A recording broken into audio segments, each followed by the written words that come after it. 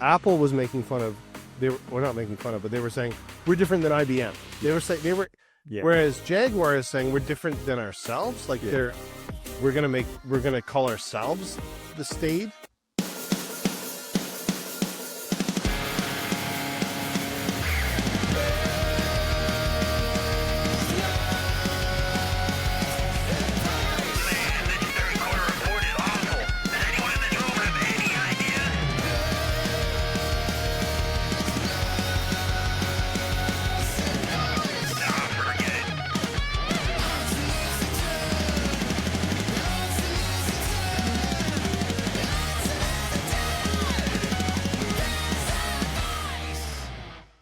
Hey, Steve, welcome back. Ian, how are you, my friend? You're looking a little rough. Yeah. Oh, we had our closing dinner last night for OneClick. My company Dig acquired a social media platform. OneClick. I did read that. Congratulations. Thank you. But it was a late night for the closing dinner. Probably drank a little too much, and I'm feeling it today. Yeah, me. How about you? You guys are in the news all the time these days. 2044. You're killing it with the PR, man. What's going on there? Well, AI is a great assistant when it comes to that, and you just put it on autopilot. We actually have our 2005 AI adoption report coming out at the end of this year, which is very cool, focused around the small to medium businesses. And then we also partner with the Canadian Marketing Association. We've got a specific AI adoption report coming out within the marketing community in Canada, probably early January. That'll be out. So yeah, it's been fun. Nice. So smart. I'm jealous of that one. It's so smart what you've been doing with AI. So anyways, we're back again for another episode of unsolicited business advice. And today, well, Ian, listen, before you go there, I gotta tee this one up. Okay. Whose hood are we looking under? And just to let the listeners know, you better buckle up on this one because this is a good one. Yeah, this is one we've all been talking about for a while now. Jaguar, the company that's done everything wrong. It's just going to be a fun one. Yeah, you got to go over the stats on this one. Oh my God. This is incredible. Particularly when you show that one chart. I remember when you showed that first to me about the decline. This wasn't just from this one campaign. This has been going on for a long time. This is systemic. This is a major problem. Oh yeah. Let's dig into the numbers, and I'm going to show you the chart. Okay, so peak to crisis in 2017, they sold about 40,000 units in the U.S. They're down to 5,000 in Europe. They went from 1,900 units to 49 in April 2025. We're talking about a 97.5% collapse, following both the controversial rebrand, which we all saw and heard about, but also them discontinuing all the models except for the F-Pace. I mean, creating an 18 to 24 month showroom vacuum with only the F-Pace remaining. 395 U.S. dealerships face completely empty inventory. Insane strategy. Internal opposition through the rebrand. They had 25 to 30 designers warning leadership back in September 2022, all the way back then about the rebrand strategy, criticizing both the strategy and also criticizing the fact that they had outsourced it to Accenture. Public ridicule. This is some of my favorite stuff. So 42.7% of consumers had a negative response to the ad, and political backlash. Trump called it stupid. Elon Musk put on Twitter, "Do you sell cars?" Well, the Trump quote, that's the kettle calling the cat black, or whatever that saying is. But anyway. Sure. But the point is, everyone felt like they were free to make fun of Jaguar at the time. So we're going to continue with that because why the hell not? Leadership turnover. Adrian Mardell, who was the guy who oversaw this, he departed 8 or 9 months right after the rebrand, calling it a planned retirement, which of course makes no sense. But they've replaced him with this guy, PB Balaji, who was the former group CFO at Tata Motors. And so we know when you're in a PR crisis, the guy to lean on is the CFO. That's who you bring in. That's the creative genius turnaround guy. Yeah, it worked so well for Nissan with Gozen when he got arrested, right? And then we've got what you probably don't know is since all of that, all the stuff that was so well publicized, They just suffered the costliest cyber breach in British corporate history in September, forcing a 5-week global production shutdown with a quarterly loss of $1.9 billion and a UK economic impact requiring $3.5 billion in emergency liquidity support. How does a company, like, it just feels like every time they're just getting kicked, like they're down, not just in the sales, but the brand, customers defecting, employees defecting, and then this happens? Like, it just feels like someone is out to get Jaguar. Like, it almost feels like someone's trying to sabotage this brand from the outside or inside. I'm not sure. Maybe both. Or they're just like, it's just that vicious cycle. It's just like, Could be. they're just like that drunk that won't accept it. You know what I mean? Like, They need an like intervention. that uncle who at Thanksgiving suddenly like smacks somebody, Anyways, Remind me not to go to your place for Thanksgiving. how families do. But this is the chart. Let's look at that. So they were on a 6-year decline, but then they threw some gasoline on that fire to really tank themselves at the end there. So the question becomes, it's not like they weren't having trouble, right? So there was some reasoning, I suppose, behind the idea of a rebrand, but I don't think that was the way to do it. We'll talk about a little bit about that. Well, it's interesting, that chart you were showing. It reminded me, as I was thinking about this session we were going to do, was I am not a Jaguar guy. Like, that's not my car. That's not the thing. But back in 2016, so when you looked at that chart, they were kind of on the trajectory up. So I was playing in a golf tournament, and we actually won something closest to the hole or something like that. And the prize was we got a Jaguar XF for a week to drive. So I went to pick it up. And again, like I said, it wasn't something I was like, oh, I'm so looking forward to this. I get there and I pull up and I look at this car and I'm like, this is spectacular. Like, it wasn't what was in my mind of a Jaguar, right? I had that image of like old man driving in this, big giant sort of, almost Lincoln looking vehicle. Anyway, I pull up and it was sleek, and I got into it. And it was just awesome. Like, and the engine was just fantastic. And so I'm just thinking to myself, this is a really spectacular. And then I get on the highway as I'm heading home, and people are honking and giving me the thumbs up and rolling their windows down. And like I was like, this is fantastic. And then I picked up the family and said, we got to go for a drive. And the family was like, this is our new car, Dad? Like, this is spectacular. Like, this was a Jaguar. Like, I never thought it was going to be a Jaguar. Like, they were on this trajectory upwards. Right. And then it just turned over, and it just seemed to be that just on a complete slide ever since. Well, here's the thing. I don't think the actual car, the new car, the type, 00, is that bad. Actually, it's not a terrible looking car in my opinion. Agreed. Yeah. I don't like it in baby blue and pink, personally. Well, we're going to disagree with that. I think that was a strange choice. And but this is coming from a guy that wears black all the time, by the way. There you go. But I personally, I think that's a mistake. But the rest of it, the car's not bad.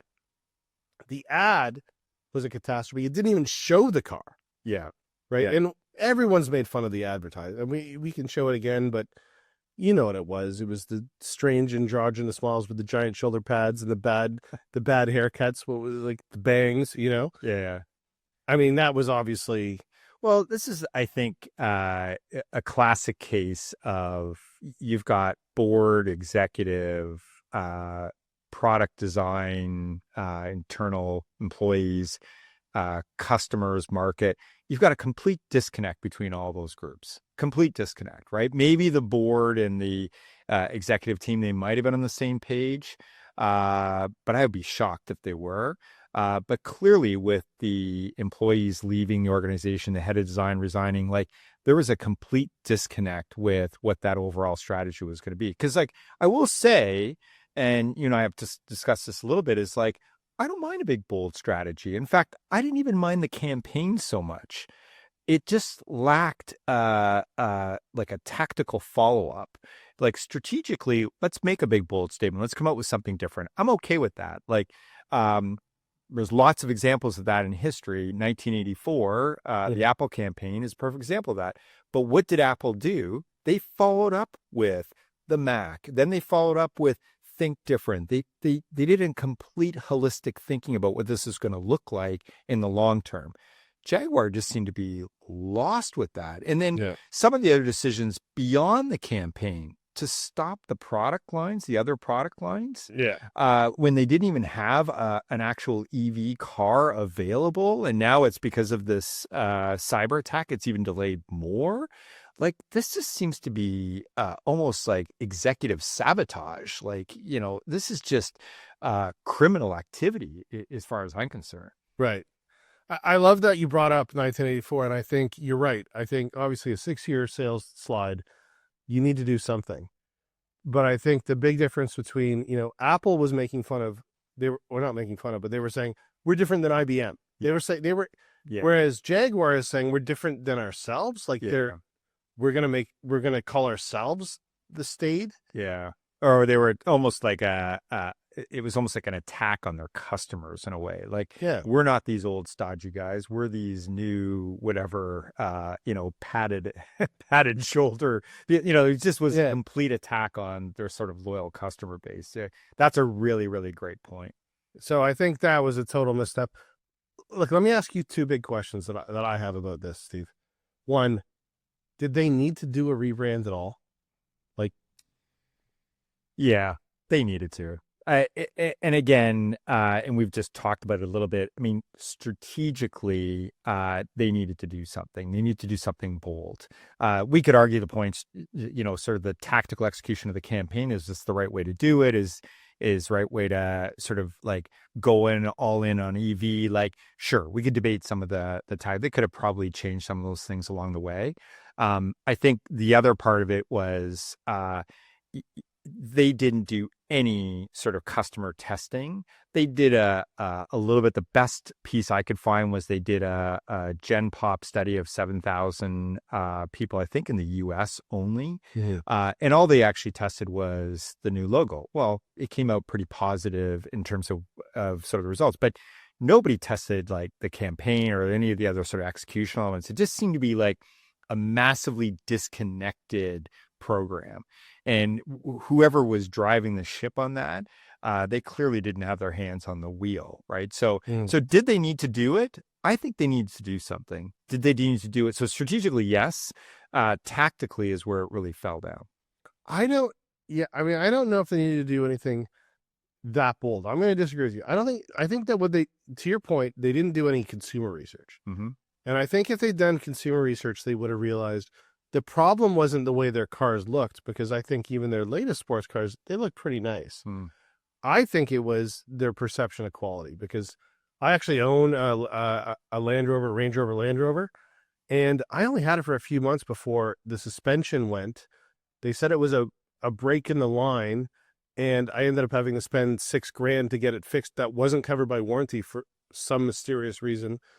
And of course, when I bought that car, everybody said to me, they're a little unreliable. Like, you know what I mean? Like, I think that's the consumer research they should have listened to. They should listen to what are the actual barriers to purchase for people for Jaguar Land Rover. Yeah, you're talking about quality. Yeah, well, I think there's an aspect of like incremental innovation, right? So they could have improved the product. They could have come out with like, and you've talked about this around like maybe it's a hybrid versus fully EV. Like there's different things they could have done incrementally along the way. And you should talk about, you've got a really great idea as well, this is what I'm saying. Like I think they should come out with a big, bold statement, which they did. And then tactically follow it up to make sure that you've got it. So you came up with a really good idea from a sales distribution perspective. Why don't you talk about that a little bit? Well, I think this is their big opportunity. I think, they were Jaguar in the Austin Power movies. It was the Jaguar. They should be the Jaguar in the new James Bond movies. Amazon now bought the rights to Bond. I think everyone knows that. Yeah. That's what they need to go after. They need to be everywhere Jeff Bezos's monster yacht lands. PB needs to be there. Like, hey, Jaguar. It needs to be Jaguar now. Jaguar. It needs to be Jaguar. And then they should sell it on Amazon. Yeah. And I think that would get, I love that. they would get so much publicity from that. Actually, you know what? This is interesting. Amazon now lets customers buy cars online in partnership with local dealerships. You can browse, choose finance, or pay in full on Amazon, and then pick up the car at a dealer. New cars launched with Hyundai across 48 to 54 states, covering 70% of Hyundai's U.S. sales. Used and certified pre-owned cars launched first in Los Angeles, now expanding to more U.S. cities. People don't even really know about that. They're not like Carvana or what are the other ones that are well known? I should know. I think they're our clients, so that doesn't look good. You should probably know. I should know that one. But anyways, but I think this would get a lot more PR than the Hyundai would. Yeah. Right. And I think that's But this is what I'm saying. Like it's that whole thing around following up. Yeah. With like, again, back to sort of 1984 and Apple, and they launched the Mac and then they follow up with other things. And look, it's been well documented of the missteps that Apple made, but they also made a tremendous amount of things right along that. And it's been well documented. Like, this is how you do a bold statement, a bold campaign, a bold positioning. I love what you said about like, they really were attacking their competition, not attacking like themselves. Like, that's a really good statement as well. But can you touch on as well, and I know we're talking specifically about should they do this campaign, but I think a big part of this campaign was the fact that it was EV focused, right? We're all in on this. Like, again, that was part of the big, bold strategy. It wasn't just about, shoulder pads. But, talk a little bit about the EV market, because I think this is an interesting, some of the stats around what's going on with that as well. Right. And I think there's a lot of stories out there right now that EVs are failing. They're not failing. EVs are still up about 25%. In 2024, they were up about 25%. 17.1 million units worldwide EV sales. Forecast for 22 million units in 2025. So their global market share, though, is only about 20%. So you're going to have a strategy that says we're going to be the luxury end of a niche British sports car company that's going to target a subset of the 20% EV market for people who love bangs and giant shoulder pads. Like, it's just, blows my mind. Well, one thing you could argue is maybe this is their strategy. Not to tank the company, but to get it to be hyper focused. And because, like, how do you stem the slide, right? How do you stop this sales slide?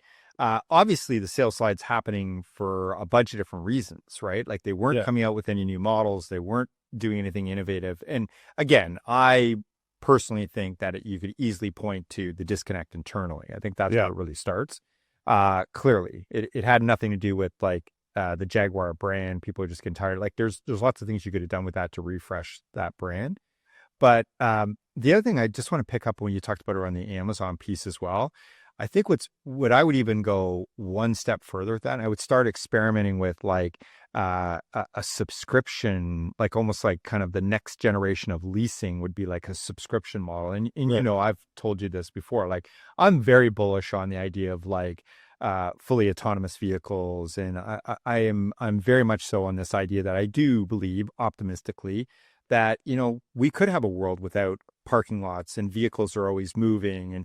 And this idea of ownership, like, I really don't care if I own my vehicle, right? I really don't have any desire. And everybody knows the minute you drive it off the lot, it's depreciated by 50%. Like, it's just not an asset to really own. I get why we own these things and I get why we have these things. And what's interesting too, is like, I was really surprised to see this too. Like, leasing rates were on the rise and the pandemic seemed to just kind of stall it and even went the other way. So in North America, only about a quarter of cars are leased now, which I thought that was it was about a third and it's gone to about a quarter now. So, in some ways people have moved to buying. I think that has a lot to do with just the way the interest rates and things like that have gone on as well. And I think that's created that sort of like, wait a minute, I just don't have the money to be able to do this on a monthly basis. But I actually think it'd be interesting for them to try new innovative things. Back to that, idea of like continuously trying and innovating on top of what they're doing. So do a bold statement, do something out that, but then also continue to try these other strategic relationships, i.e., for example, the Amazon one. I think that's absolutely brilliant. And I have a thought about that as well in the future. And I like that as well. I do think that they're already teaming up with Waymo. I think Jaguar is doing some Waymo cars, so that's a great trial mechanism. Yeah. Tech forward, leads in exactly that trend that you're talking about. Yeah. Great way to try. I hadn't thought of that. It's an interesting idea. Is like, want to test drive the vehicle? Go try Waymo, like, or maybe they even do this like Uber, or they're obviously not going to do this Tesla, but that would be an interesting strategy. You want to test drive the new vehicle? It's actually on Waymo. Yeah, absolutely. So well, actually, technically, you're not test driving. So they're doing some. It seems like they're doing at least one thing right. Yeah. But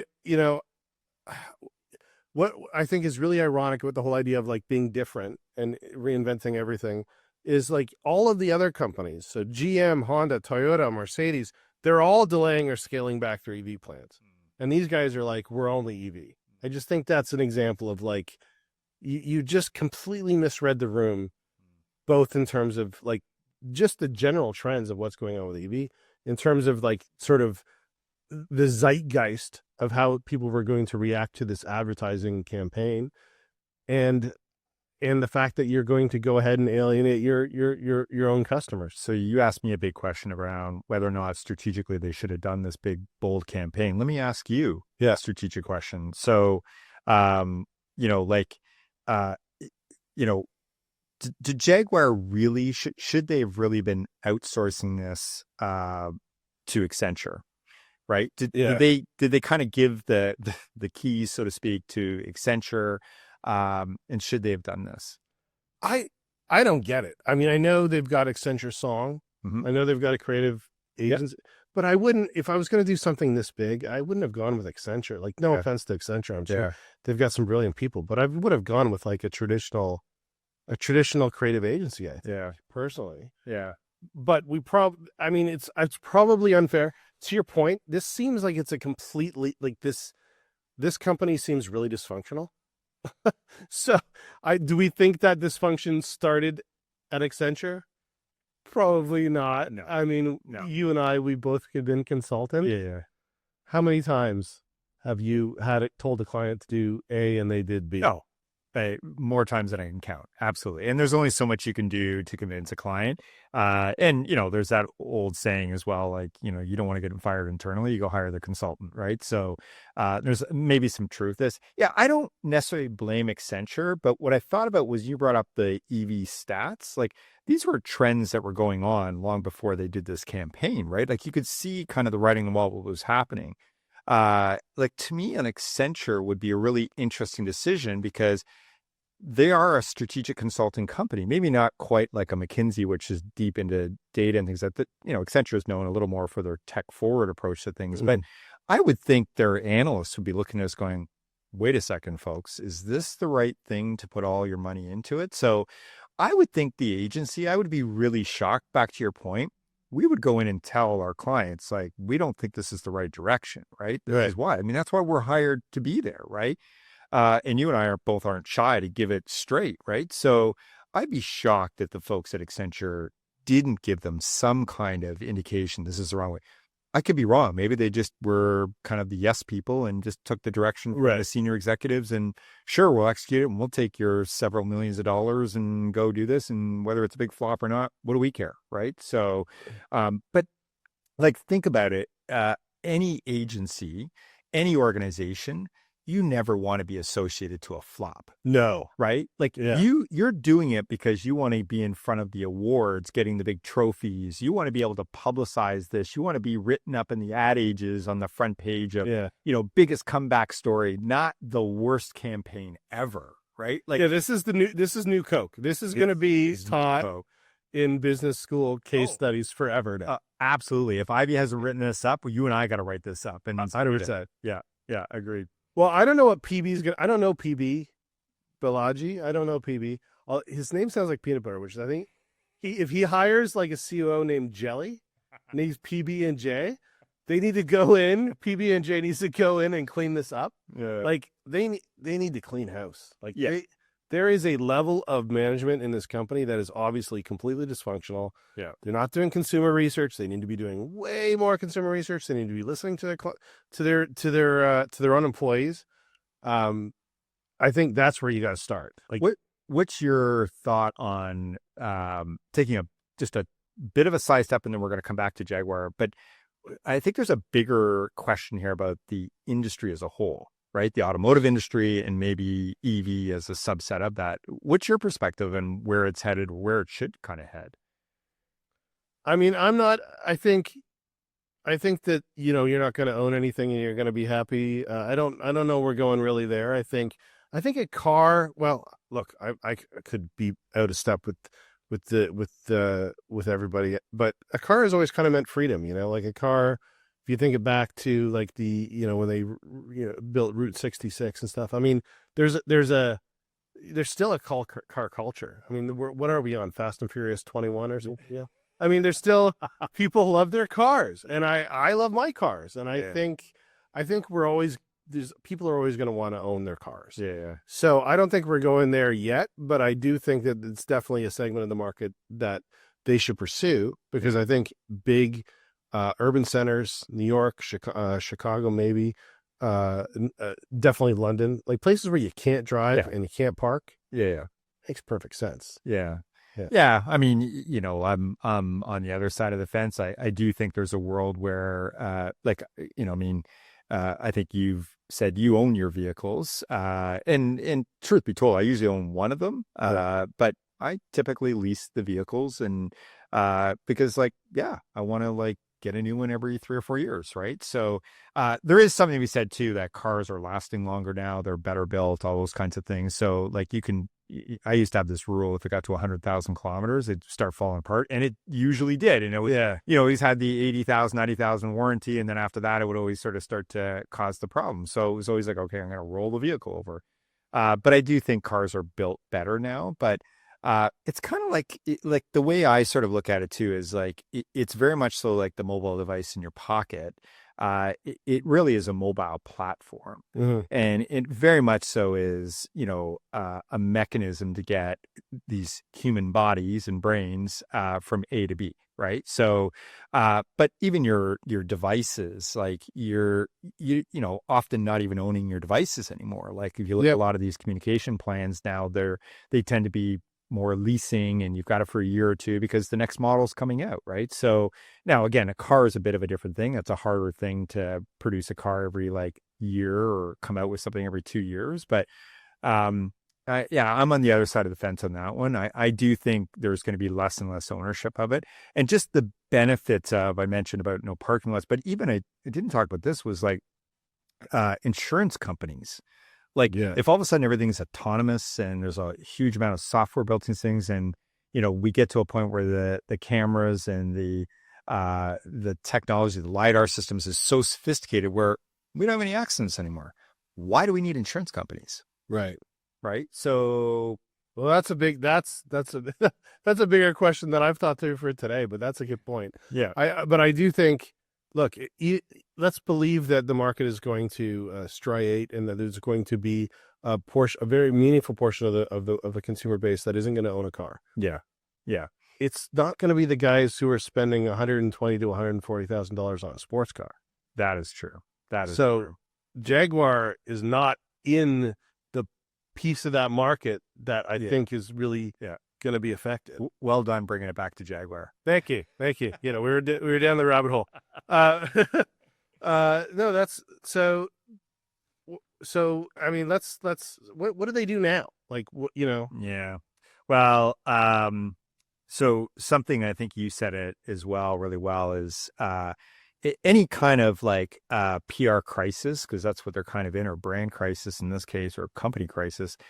You really need to lean into the mistake. You need to own the mistake. So that whole idea of the Jaguar to the Jaguar, poke fun out of it a little bit, have some fun with it, right? Laugh at yourself. 100%.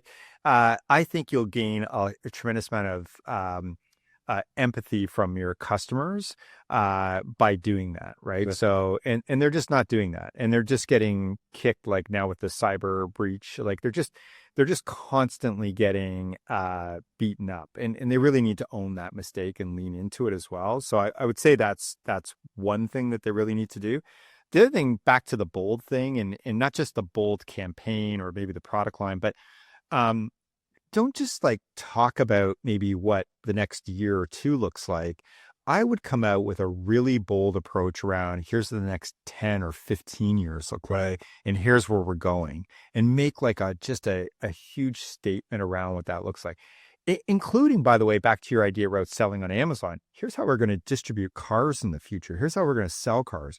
Maybe, and again, this is something that the dealers wouldn't like this, but maybe we move away from dealerships. Lots of the EV cars and like the Teslas, like they set up in malls. Like that was Right. unheard of at the time. Yeah. You're walking around and you're buying a car like you're buying a pair of shoes, like just like our last thing with On, right? Yeah. So maybe On and Jaguar are in the same mall together, right? Yeah. So I think the idea of like maybe have a roadmap beyond the product, but how strategically we're going to do things and be bold about it. Like, you got nothing to lose now. You got Yeah. nothing to lose. Well, that makes sense. They need to signal to the market that they actually know what's going on, because Yeah. they've just proven that they didn't know. Yeah. And I still want to just go one step further with your idea about the Amazon. You make a good point about them owning the Bond franchise. And so like, how do you regain customer loyalty? But probably more importantly, how do you regain your employee loyalty, and how do you actually bring them back into the fold? So I'd even be as bold as bring back some of those designers, like bring some of them back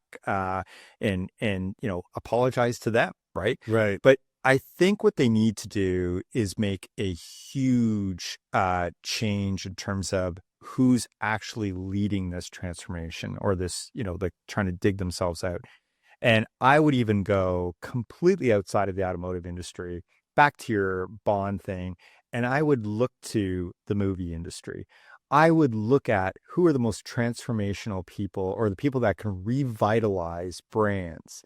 And a guy like J.J. Abrams, bring him on, Right. third of the time. As a creative You consultant. got it. How many Yeah. times have like organizations done this with artists? And often it comes over very successful. Drake with the Raptors, for Yeah. example. So there's many examples out there. Bring him in and say, we're going to do this. Can you imagine the collaboration around that?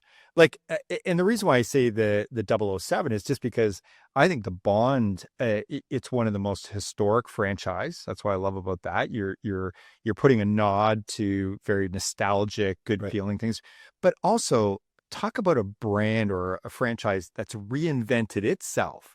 Like Sean Connery to Daniel Craig, very, very different franchise. I'm a Roger Moore guy, so yeah. Fair. Everybody's got their favorite Bond, but the idea of reinventing it, like get somebody involved that knows how to reinvent those kinds of things and bring it back. Right. So, and can you imagine that person being inside of Jaguar? Like that's not a CFO. That's a creative person that's going to inspire people. Well, and they named it the 00. Like they named it the 00. I It's mean, like it they was almost meant. had it. It was like it was meant to be. Yeah. They need to be the 007. Yeah. But What do you think? yeah, I think all the things you said. I think, look, they've got to make a bold statement to the market, and to not just their consumers, but also the market. So they need to do some major overhaul. I love the idea of bringing back the people that said, "We told you so," like when when Apple brought back Jobs. Yeah. I like the idea of I definitely love my own idea, obviously, of being the Bond car and selling on Amazon. The J.J. Abrams collaboration, that sounds awesome. If they could pull that off, that'd be amazing. I hate the blue and the pink.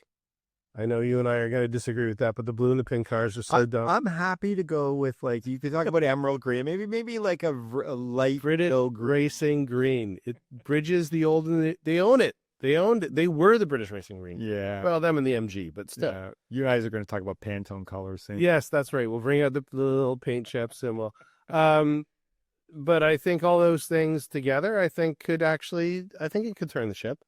I think if they did those things, I think if they made some, and I love the idea of a 15 to 20, like, stop thinking short term. Yeah. Prove that you actually can look at the trends Yeah. and understand Yeah. and do some consumer research, for God's sake. Oh my gosh. That would be kind of like baseline at this point. And I don't think they have to go very far to basically just go out and ask a customer what they think. And I'm sure they'll get an earful. Well, this was a fun one. This is a lot easier than On Running, which was our last episode, where that was like trying to like tell a world class athlete how to do better at their sport.